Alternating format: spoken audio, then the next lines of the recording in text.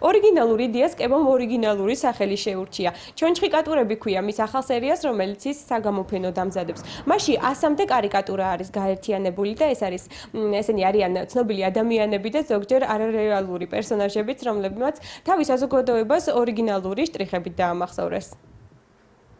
Hey, what's the big idea? კემოს ფანქარს ფურცელზე წუთები სჭირდება, რომ მოდელის გაშარჟებული გამოსახულება გაიმეოროს.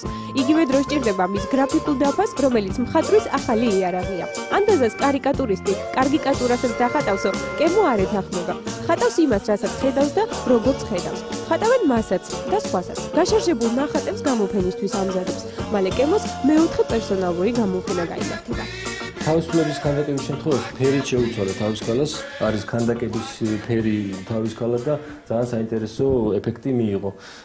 არის ბრუსლის თავისკალა, რომელსაც თვითონ თავისკალის ფორმაც თვალების ადგილი დავაწრული და ჩინური თავისკალა არის.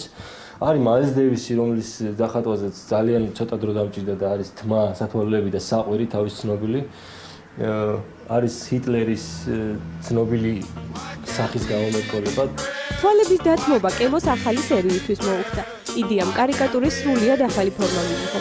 თავის ქალას საწყის მასალად გამოიყენა. მის გარშემო ვიზუალური შტრიხების ვარიაციები შეადგინა.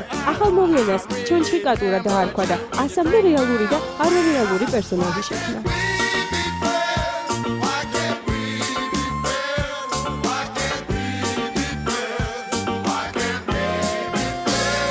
წინარი შარჟი კემოსგან არავის წინს, ვისაც იუმორის გრძნობა და საკუთარი თავის კარგი კატურად ხედვის უნარი აქვს. ჩონჩხი კატურები კემოს რიგით მეოთხე პერსონალური გამოფენაა, ამის შემდეგ ის დამთვალიერებელს კიდევ შესთავაზებს ორ სერიას, ეს იქნება კინოკარიკატურები და მოგზაურობა დროში, რომელშიც ის ცნობილ ადამიანებს დააბერებს.